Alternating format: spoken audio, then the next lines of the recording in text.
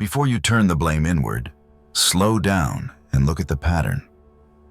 The most worn-out people in the room are almost never the least capable. They're the most reliable, the most consistent, the ones everyone counts on. And that's exactly the issue. In systems built on power, dependability isn't elevated. It's mined. You didn't drift into this position by chance. You were shaped into it, conditioned to believe that effort creates safety, that kindness earns protection, that loyalty guarantees stability. So you learn to stay late without being asked, to absorb more than your share, to repair what others neglected. Responsibility stopped being a choice and became instinct. Guilt became the mechanism that kept you in place.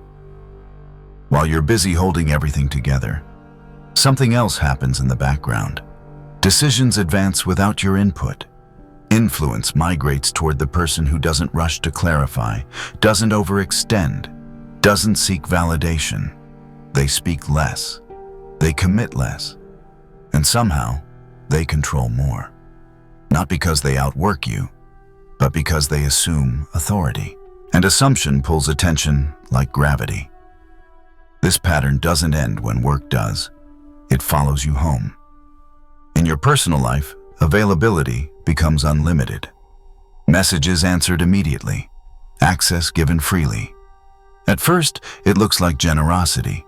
Over time, it turns into permission. People don't respect what never pushes back. They consume it. And the more you give without friction, the lighter your presence becomes. Eventually, the system teaches you to turn on yourself. You start searching for defects. Not confident enough, not assertive enough, not hard enough. That's the final misdirection. You're not damaged, you're conditioned. Your intelligence didn't disappear. It's being siphoned off and converted into leverage for others. Because power doesn't reward effort. It rewards positioning. And once you see this clearly, you understand why this truth spreads so fast. It names a life far too many people are already living. Before you label this perspective as cynical, understand where it comes from. Niccolo Machiavelli was not obsessed with cruelty. He was obsessed with what survives. He lived in a world where virtue offered no shield, where good intentions collapsed the moment they met power without strategy. What disturbed people then, and still does now, is that he refused to describe humans as we wish they were. He described them as they behave when incentives are clear and consequences are weak.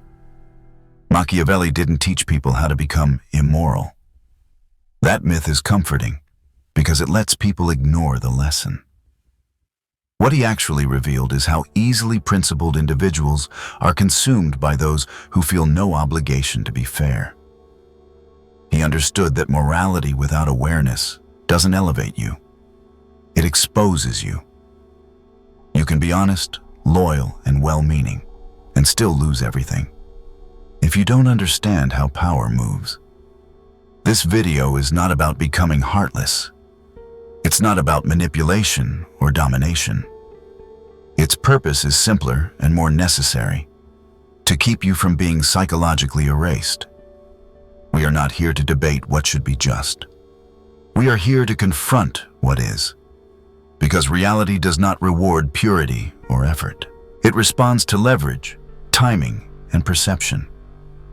If you've lived your life being good and still feel powerless, this video exists to show you why and what you've been missing. Law number 1, selective silence. That weakness you keep feeling didn't appear by chance. It was shaped. You were conditioned inside a system that praises how hard you work while quietly stripping away your influence. So it was never about lacking intelligence or effort. The real loss happened elsewhere. Your energy was being redirected, turned into advantage for people who knew how to use it better than you. One of the earliest lessons you absorbed was this: speak up to look confident. Explain yourself to sound smart. Be open to earn trust. But in environments ruled by power, those habits backfire. Every extra word exposes something. Every explanation gives away structure. The more you talk, the more predictable you become. Speech isn't neutral. It's information leaving your control. And in the wrong hands, information becomes leverage against you. You can see this clearly in meetings. There's always someone who rushes to fill silence. They jump in early, clarify everything, defend ideas before anyone even questions them. They believe they're being helpful. What they're really doing is lowering their position. Then there's someone else, quiet, observing. When they finally speak, it's brief and precise. The room shifts. Attention sharpens. Authority emerges. Not from volume, but from restraint. Silence creates tension, and tension makes people reveal themselves. When you stop over-explaining, others start talking to relieve discomfort.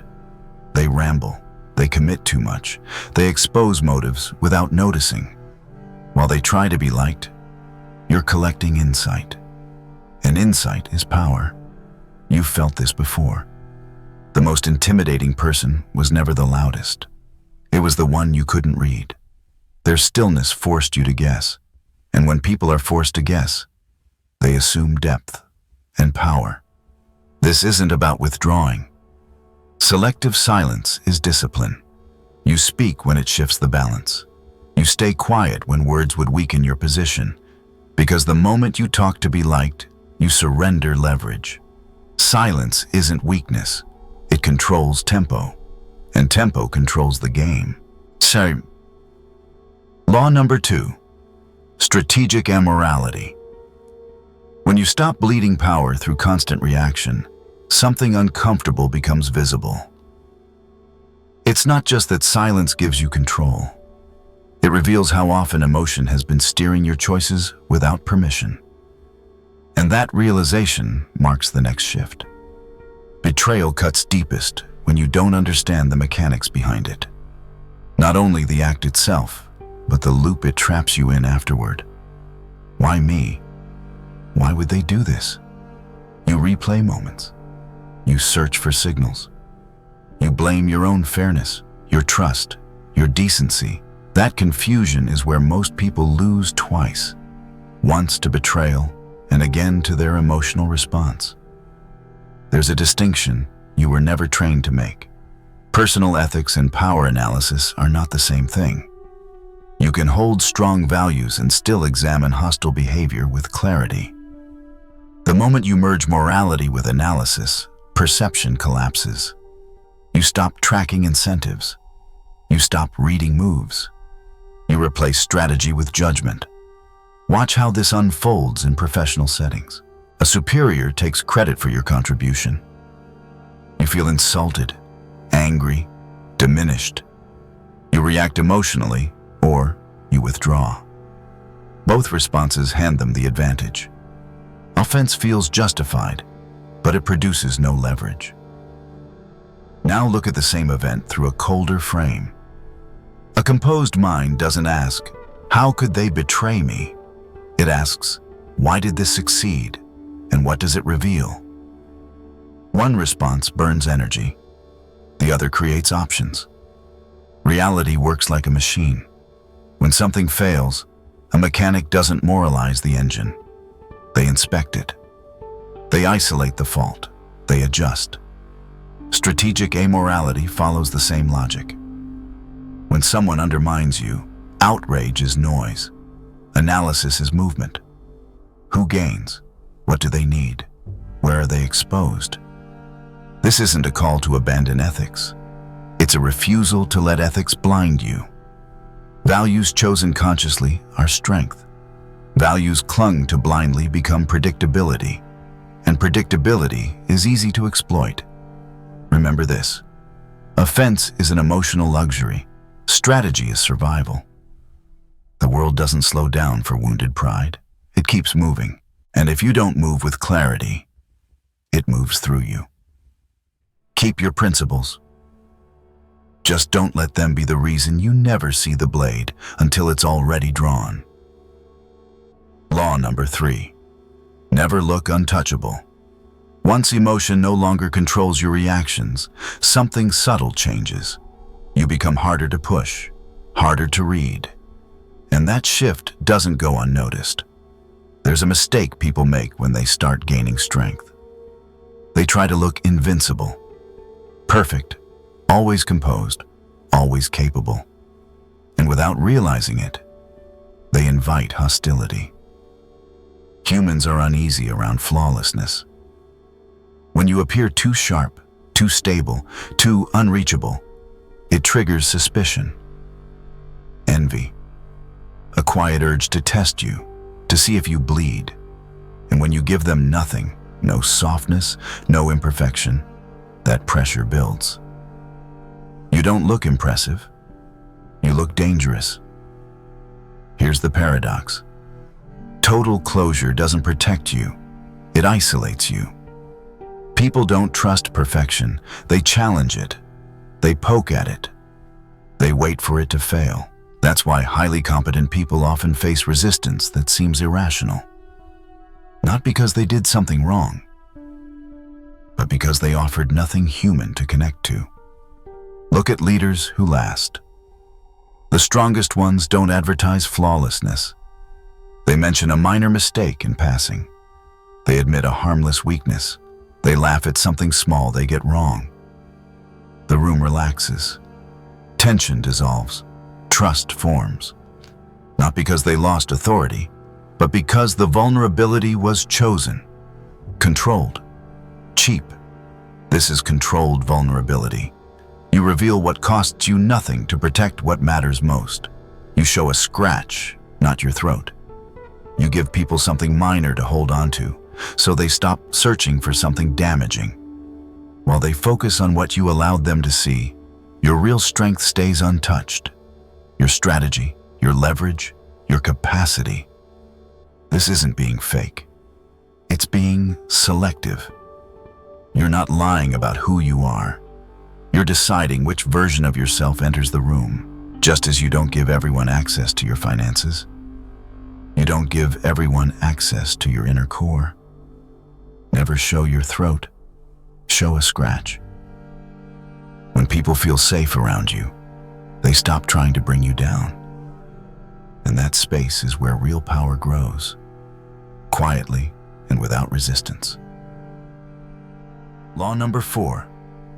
Be the mirror. Let them talk. When you no longer appear threatening, a subtle shift takes place. People relax, their posture softens, and once their guard drops, their attention turns inward. They stop focusing on who you are and start focusing on who they get to be in your presence. That change alone alters the balance of power in any interaction. Most people never notice this dynamic because they fall into the same reflex. They try to impress. They bring opinions, insights, stories, achievements, anything that might prove value. They speak more, explain more, expand more, hoping something lands. But the harder they push themselves forward, the less they're remembered. Attention drifts. Energy thins. Meanwhile, someone else in the room says very little. They listen closely. They observe patterns. They ask a question or two at the right moment. And somehow, they leave labeled as thoughtful, sharp, even intimidating. That isn't a chance. It's psychology working quietly. What's really happening is simple. People are not drawn to brilliance. They're drawn to themselves. Everyone experiences life as the main character, constantly scanning for validation that their thoughts, emotions, and experiences matter. When you try to outshine someone, you compete with their identity. Competition creates distance. When you reflect on them, you reinforce their sense of self. And reinforcement creates attachment. This is why the listener often carries more influence than the talker. They echo key phrases without copying. They clarify emotions instead of correcting logic. They match tone, pace, and emotional temperature. The other person leaves the interaction feeling like it was meaningful, without realizing they did most of the talking. What lingers isn't what was said. It's how they felt, seen, understood, important. The technique itself is simple, but it requires discipline. Use their words instead of yours. Stay aligned with their emotional state. Resist the urge to interrupt, fix, or impress. When you mirror someone effectively, they stop evaluating you and start projecting onto you. While they're bonding with their own reflection, you're quietly learning what matters to them, what they fear, and what motivates them. This isn't fake empathy. It's controlled awareness. You're not chasing attention, you're redirecting it. And once someone feels deeply understood by you, influence no longer needs force. It arrives naturally. People don't attach to brilliance. They attach to reflection. And when someone associates you with that feeling, access opens without being asked. Law number 5. Want less, win more. Once people begin to feel comfortable around you, a quieter pressure takes its place. The challenge is no longer about what you say or how you perform. It's about whether you still give away control by needing their approval to feel secure. The moment you want an outcome too much, the balance shifts. Not symbolically, behaviorally. Desire creates tension, and tension makes you readable. People sense it before you ever speak. They hear it in your tone. They see it in your urgency, in how quickly you compromise, in how carefully you avoid disagreement. The more attached you are to a result, the easier you become to steer. This pattern shows up everywhere. In the workplace, the person who fears losing their job doesn't need close management. Fear regulates them automatically. They stay late without being asked. They accept disrespect dressed up as development. They agree before pausing to think. Leadership rarely has to apply pressure. Panic already does the work. Now contrast that with someone who knows they have options. They move differently. Their voice stays steady. Their negotiations aren't rushed. Their boundaries hold, not because they're aggressive, but because they aren't bargaining for safety. Relationships follow the same law. The person who needs the connection more is the one who adjusts first. They apologize sooner. They tolerate more. They slowly rewrite their own limits to keep the bond intact. Want turns into leverage in the other person's hands. And once that imbalance is felt, respect begins to thin, even if affection remains. This is why outcome independence isn't detachment, it's strength. You still care, you still show up. But desperation is removed from the equation. One mental shift does the work. Walk yourself through the worst-case scenario, losing the job, the deal, the relationship. Stay with it long enough to feel the discomfort rise and settle. Then notice what remains. You're still intact. Your identity holds. Your future doesn't collapse. Fear loses its authority. When fear loosens its grip, behavior recalibrates on its own. Your timing improves. Your reactions slow. You stop chasing. And paradoxically, that's when people lean closer, because the person who doesn't need the outcome controls the frame. The one who can walk away holds the room, not because they lack ambition, but because they are no longer owned by loss. You don't have to abandon desire.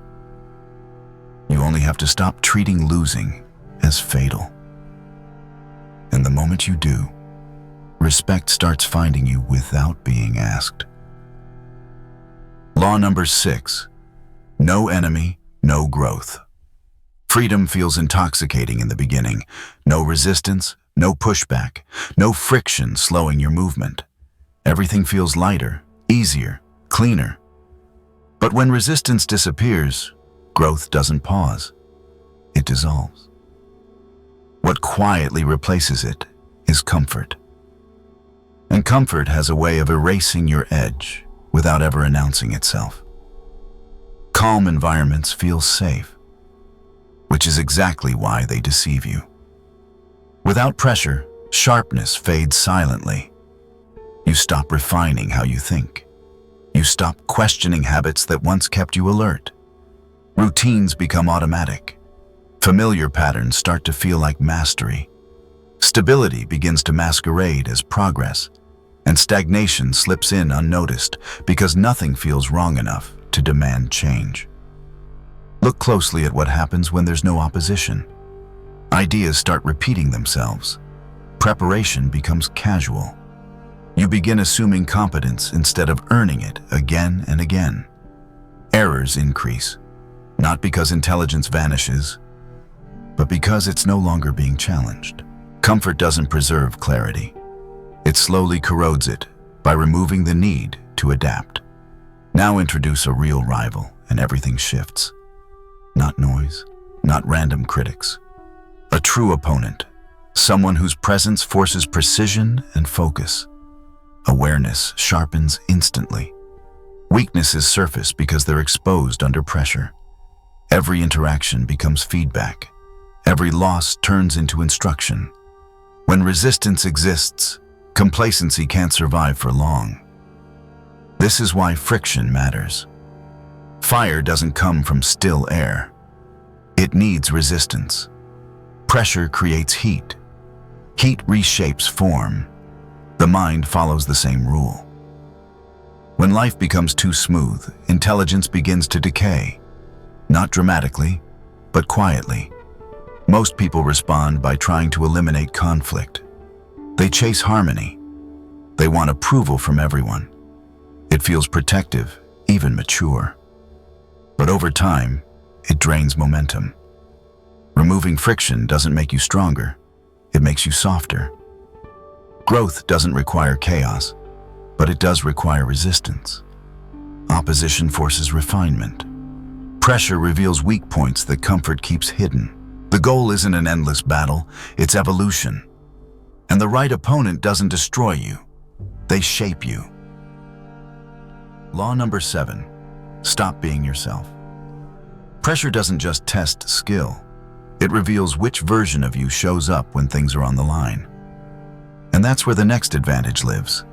Not in becoming someone new, but in choosing who appears under stress. Be yourself sounds noble. It's also one of the fastest ways to lose leverage. Not because authenticity is wrong, but because authenticity without context is reckless. You've lived this. You spoke in a high-stakes room the same way you speak with friends.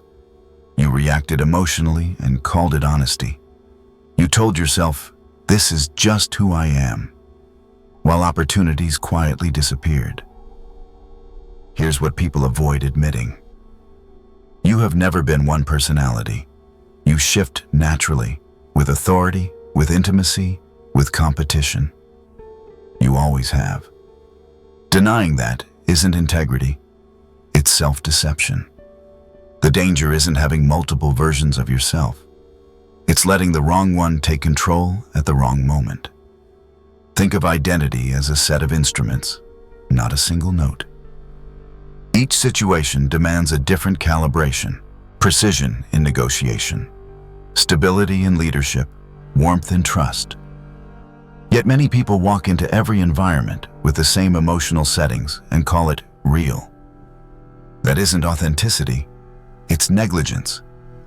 Those who operate at higher levels understand this without being taught. They adjust instinctively. Calm when tension rises. Firm when certainty is required. Open when safety is established. None of this is fake. It's intentional. They aren't hiding who they are. They're deploying the part that works. The resistance comes from fear. Fear that adaptation equals manipulation. It doesn't. Manipulation conceals harm. Calibration prevents self-sabotage. You're not deceiving others. You're protecting yourself from letting impulse decide outcomes. Uncontrolled authenticity isn't purity, it's chaos. And chaos burns authority, trust, and momentum. Control doesn't erase identity. It preserves it. The aim isn't to abandon yourself. It's to stop letting raw emotion run the room. Adaptation doesn't cost you your soul. Refusing to adapt costs you an opportunity. Law number 8. Blind trust kills. The most damaging blows rarely come from people standing across from you. They come from those standing beside you. Not because trust itself is foolish, but because trust given without testing hands someone access to your blind spots. You weren't hurt for believing in people. You were hurt for believing before they proved themselves. That distinction changes everything. Suspicion is often misunderstood because people confuse it with fear. Paranoia is fear without evidence. Suspicion is awareness with discipline. It's the ability to stay warm without falling asleep, to remain open without becoming careless. Most people reject suspicion because it feels uncomfortable. They prefer optimism. They prefer assuming good intentions. That preference feels moral, even noble, but it comes with a hidden cost. Look closely at how betrayal usually unfolds. It's rarely loud. It doesn't announce itself. Someone talks about loyalty. They speak in shared language, teamwork, vision, alignment, long-term plans. You relax. You invest emotionally, strategically, sometimes financially. Then pressure arrives. Deadlines tighten, stakes rise, and something subtle shifts. Their tone stays reassuring, but their actions thin out, messages slow. Effort fades. Support becomes conditional. Most damage doesn't come from a single lie. It comes from ignoring that growing gap between words and behavior until it's too wide to cross. Language is cheap. Anyone can afford promises.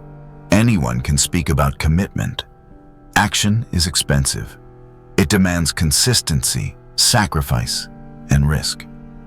That's why behavior is the only signal that matters. People can fake intention, but they cannot fake patterns over time. Watch what happens when cooperation costs them something. Watch how they behave when there's no audience, no praise, no immediate reward. That's where alignment, or its absence, reveals itself. Practice suspicion doesn't mean treating everyone like an enemy. It means slowing trust down to a pace reality can keep up with. You test small before committing big. You give limited responsibility and observe how it's handled. You listen carefully, but you place weight on evidence, not reassurance. This doesn't make you cold. It makes you intact. The people who caused the deepest harm weren't always powerful. They were simply never examined. You assumed shared values where there was only convenience. Choose carefully how you allow surprise into your life. It's far better to be slowly proven right than suddenly proven wrong. Suspicion doesn't shrink your world. It filters it. And when trust is earned instead of assumed, it stops being a vulnerability and becomes a strategic advantage. Law number 9. Not harmless. Being harmless is often praised as virtue. In reality, it's an invitation to be stepped on. You were taught that kindness means softness, that anger is dangerous, that power stains whoever touches it. So you learn to compress yourself, to mute instinct, to avoid confrontation at all costs. Over time, people noticed, not logically, but instinctively. They sensed there was no consequence for crossing you. Here's the distinction most people avoid. A harmless person is not automatically a good one. They're simply unable to prevent harm. Goodness requires capacity. If you cannot refuse, cannot resist, cannot enforce boundaries, then your kindness isn't chosen. It's enforced by weakness, and weakness attracts exploitation. Compare two people. One understands their capacity for aggression, control, even destruction. They know it exists, they acknowledge it, and they keep it restrained. The other avoids conflict because they're afraid of it. One chooses peace, the other hides behind it. From the outside, they look similar. Under pressure, they are nothing alike. This is what shadow integration actually means.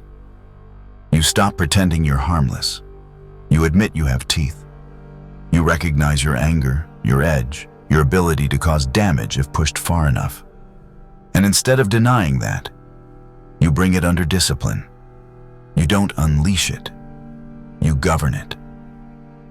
People who suppress their darker impulses don't become virtuous. They become brittle, passive-aggressive, quietly resentful. Their shadow leaks out sideways through sabotage, self-doubt, and internal corrosion.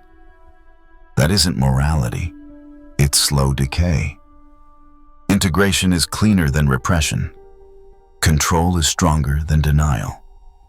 When others sense that you could be dangerous but choose restraint, something changes. Boundaries stop being tested. Respect shows up without explanation. You don't need threats. You don't need volume. The presence is enough. Controlled power is felt without display. Integrating your shadow doesn't turn you into something ugly. It makes you complete. And completeness brings freedom. When you're no longer afraid of your own darkness, the darkness in others stops controlling you. That's when you stop being usable and start being untouchable. Awakening never arrives like a cinematic breakthrough. There's no applause, no sudden clarity that lights up the room. It settles quietly. You notice it in how steady you've become, in how little you feel the need to justify yourself, in how situations that once dictated your mood or behavior suddenly lose their grip on you. But clarity carries a cost most people never warn you about. Distance. Not because you grew arrogant, but because you stopped performing. Conversations that once felt natural now feel thin. Familiar dynamics begin to strain.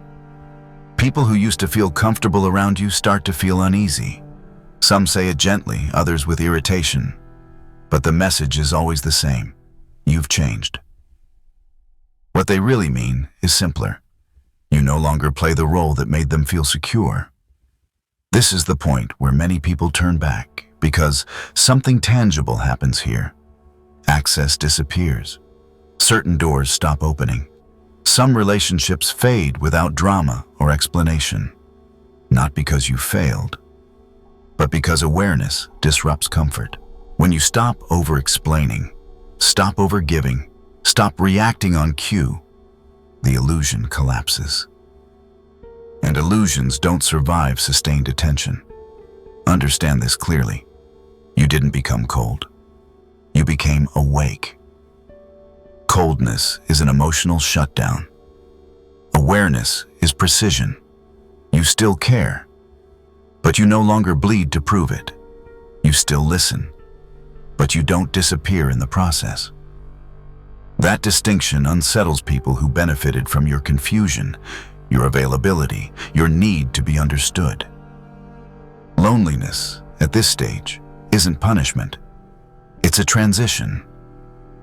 The space between who you were trained to be and who you're choosing to become. In that space, noise falls away. Approval loosens its grip. You begin hearing your own thinking again, and something rare replaces what you lost.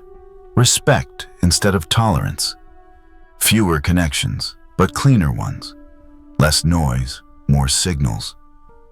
This path isn't designed for everyone. Most people want relief without responsibility, insight without consequence, comfort without change. That's not what awakening offers. This is for those exhausted by being used, confused, and deluded just to remain acceptable. If you're still here, it's because something in you recognized the truth beneath the discomfort. The path forward isn't louder. It's sharper. It It doesn't ask permission. You may not be surrounded by everyone anymore, but you'll finally be standing with yourself. And that's where real power begins.